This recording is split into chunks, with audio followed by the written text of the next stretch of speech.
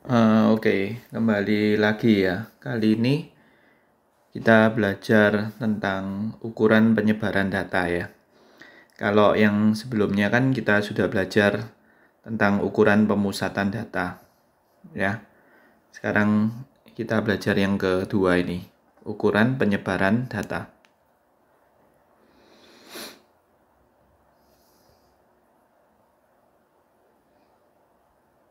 Ukuran penyebaran data.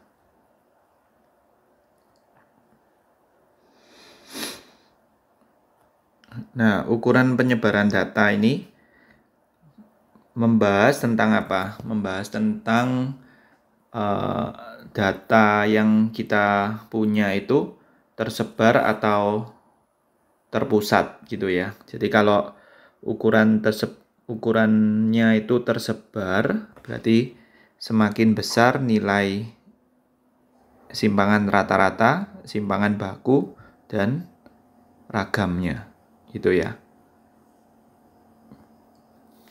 Jadi kalau semakin besar, berarti nilainya simpangan rata-rata, simpangan baku atau ragam itu, maka data kita semakin tersebar. Ya, tersebar itu artinya gini. Jadi kalau kita terima nilai rapot gitu ya. Jadi nilainya itu ada dari yang paling jelek sampai paling bagus gitu. Ya, ini tersebar. Tapi kalau terpusat berarti nilainya itu hampir mirip-mirip gitu ya. Jadi kalau misalkan 8 rata-ratanya ya berarti ini 7, 7, 9, 9 ya. Ini terpusat ya. Oke. Jadi kalau simpangan bakunya itu semakin besar, maka datanya itu tersebar. Ini ya. Kalau simpangan bakunya semakin kecil, berarti datanya kita itu terpusat. Itu ya. Nah, gimana cara menghitung parameter SR, SB, dan SIM ragam ya. Jadi ini kita bedakan menjadi dua bagian ya. Yang pertama itu untuk data yang tunggal. Yang kedua itu untuk data majemuk ya atau data kelompok ya.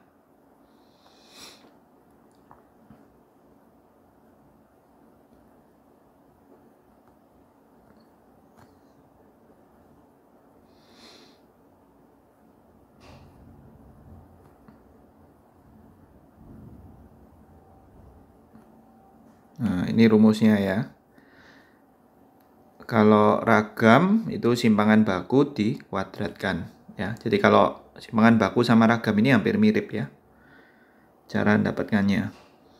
Nah, kalau untuk data kelompok rumusnya bakal sama ya.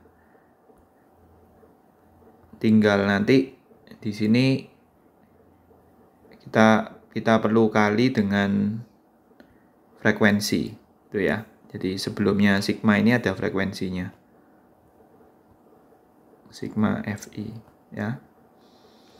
Ini sigma Fi.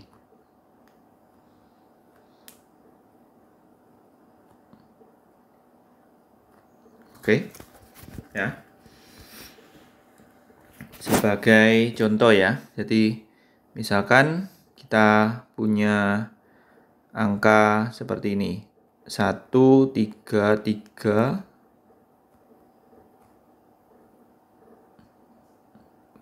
5 gitu ya. 1, 3, 3, 5 gitu. Berapa nilai simpangan rata-rata dan simpangan bakunya?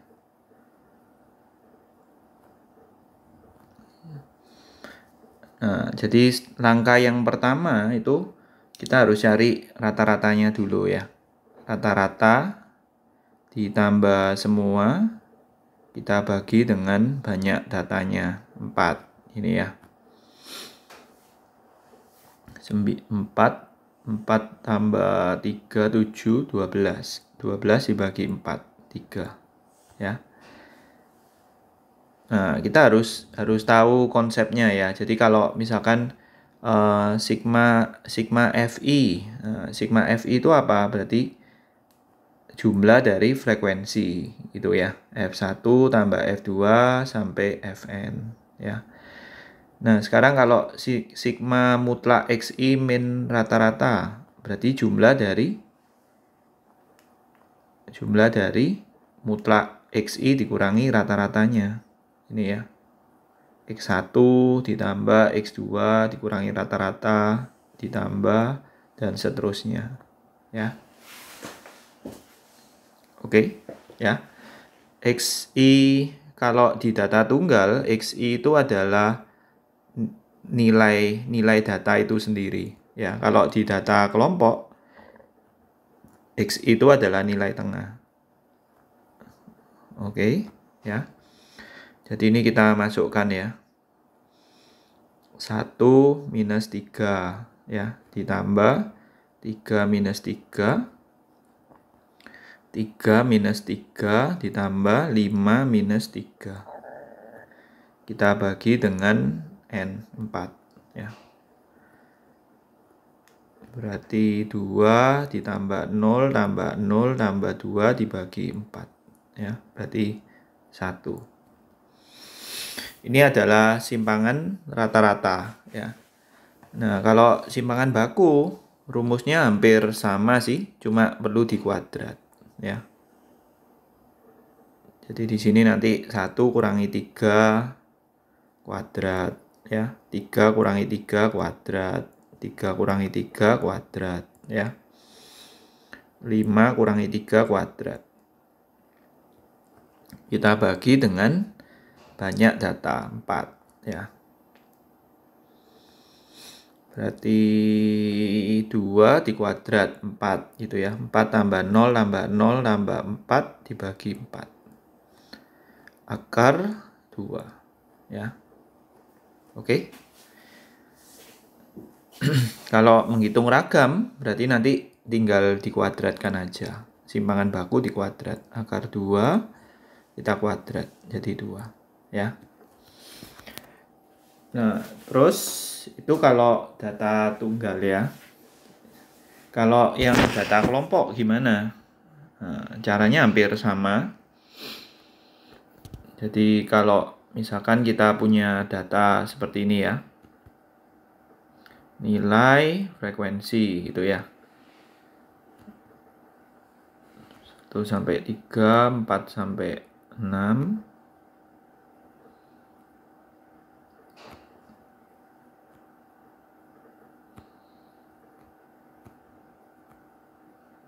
Ini ya. Nah, untuk simpangan baku atau rata-rata itu kita harus nyari rata-ratanya dulu ya. Ya, kita cari X bar ya. Nah, untuk X bar ini kita bisa pakai metode coding ya, atau kalau nilainya itu kecil pakai rumus cara biasa aja ya. FI kali XI dibagi dengan sigma FI ya. Kita tentukan dulu ya nilai tengahnya. 2, 5, 8, 11 ya. FI kali XI. Ini kita kali ya. 2, 20, 16, 33. Nah, ini berapa ini? 22 ditambah 16.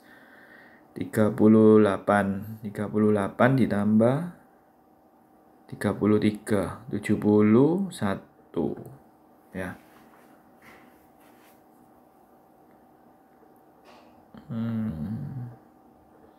Kok jelek ya angkanya? 71 dibagi berapa itu? 10 ya, dibagi 10. Maaf ya, angkanya agak jelek ya. 7,1 ini ya. Nah, kalau simpangan rata-rata itu kan tadi rumusnya ini kan, jumlah dari frekuensi dikalikan dengan mutlaknya ya. Jadi kalian bisa buat tabelnya ini dulu ya sebagai template gitu ya. Jadi dibuat gini dulu ya. Terus dibuat gini ya. Nah, nanti hasil penjumlahan ke bawahnya ini yang kita sebut dengan sigma FI dikali XI min rata-rata ya. Jadi kalau mau diteruskan itu nanti ini ya, nilai tengah dikurangi rata-rata ya, 2 dikurangi 7,1 negatif 5,1. Tapi dimutlak berarti negatifnya hilang ya. 0,9 ini dikurangi ini 3,9 ya. Terus ini dikali dengan frekuensi ya. 1 kali 5,1 gitu ya. 5,1 4 kali 2,1 8,4 2 kali 0,9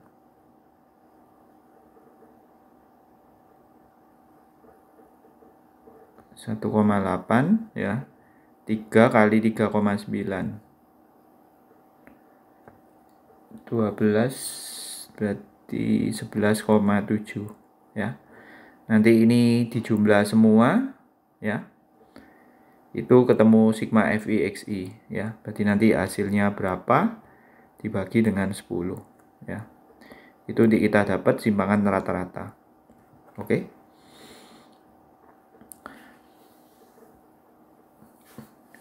Nah, terus kalau simpangan baku berarti ini harus kita cari kuadratnya dulu ya.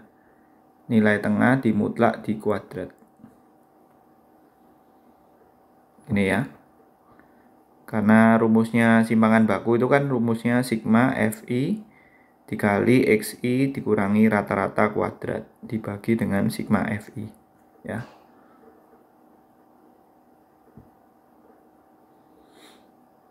Nah, berarti nanti 5,1 kuadrat gitu ya. 2,1 kuadrat. 0,9 kuadrat, 3,9 kuadrat. Terus ini dikalikan dengan frekuensinya. 1 kali 5,1 kuadrat. 4 kali 2,1 kuadrat. 2 kali 0,9 kuadrat. 3 kali 3,9 kuadrat ya. Ini kita jumlah ini ya. Nanti hasilnya ini kita bagi dengan 10 ya. Nah, itu ketemu yang namanya simpangan baku ya. Oh ya, jangan lupa ya ada akarnya. Gini ya. Oke. Ini adalah ukuran penyebaran data ya. Nah, nanti kadang itu penyajian data itu enggak selalu tabel melulu ya. Jadi kadang itu ada yang dinyatakan dalam bentuk histogram.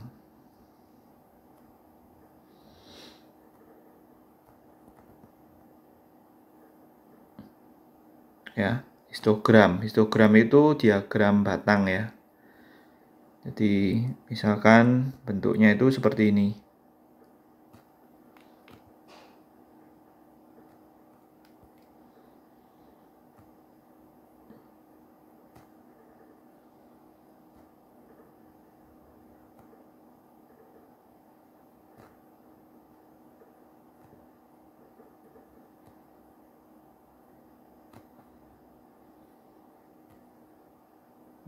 Ini ya. Jadi misalkan di sini itu 5,5, 10,5, 15,5 ya. Kalau yang diketahui itu bentuk seperti ini ya. Ini 6, 8, 4, 2 ya. Ini frekuensi, ini adalah data. Kalau kita tahu bentuk seperti ini berarti harus kita tabelkan terlebih dulu ya. Ya. Jadi 5,5 ini adalah tepi bawah untuk gedung yang pertama. Ini tepi atas ya. Jadi kalau dibentuk interval berarti 5,5 ini harus ditambah 0,5 dulu. Ya, ini ditambah, yang ini dikurangi.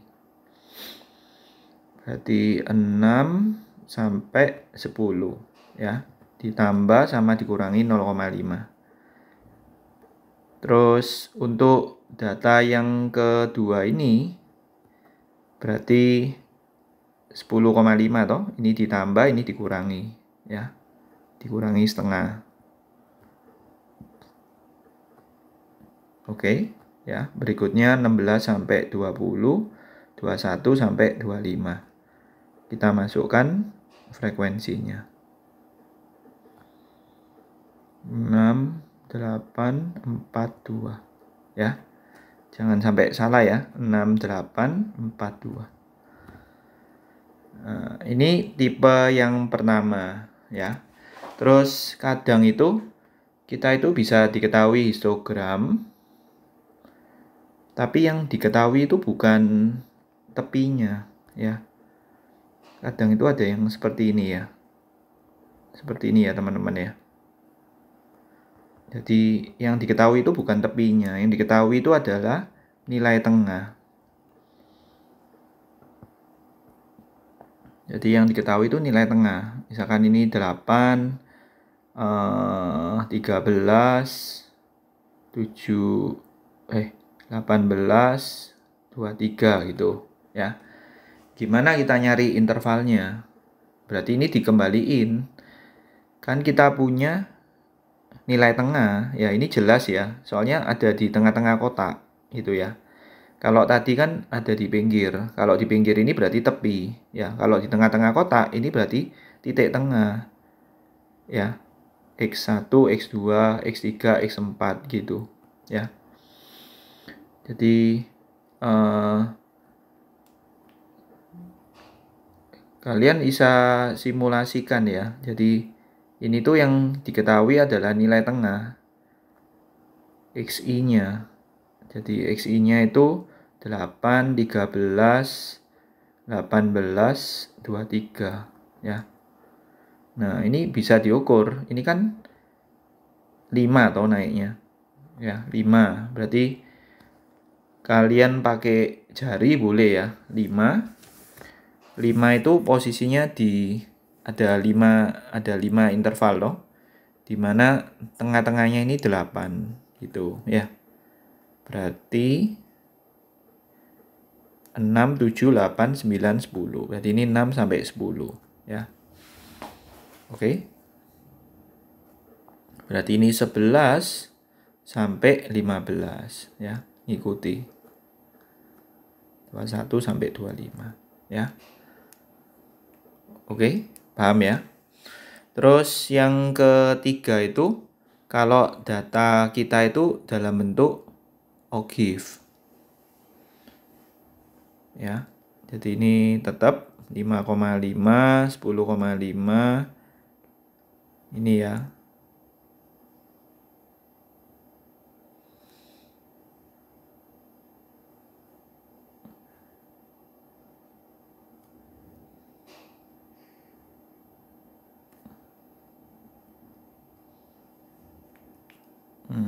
Misalkan data kita itu seperti ini, 2, 4, 6, 8, 10 ya. Nah, ini adalah OGIF ya. Jadi ini 0, ini tuh 2, ini tuh 6, ini tuh 8, ini tuh 9 ya frekuensinya. Jadi dari sini kan sama seperti tadi toh, 5,5 sampai 10,5. Berarti ini 6 sampai 10. 11 sampai 15, 16 sampai 20, 21 sampai 25. Ini interval. Nah, untuk OGIF angka-angka ini 0, 2, 6, 8, 9 itu adalah frekuensi kumulatifnya. Ya. Jadi ini tuh adalah total frekuensinya. Berarti frekuensinya berapa? Selisihnya, ya. Ini sama ini diselisihkan. 2, ya. Ini sama ini selisihkan. 4. Ini 2. 8 sama 9, 1. Ya. Paham ya? Oke. Ya. Jadi kalau datanya itu dalam bentuk diagram, berarti harus dirubah dulu ke tabel, ya. Oke, jangan sampai salah ya, harus benar. Oke. Thank you.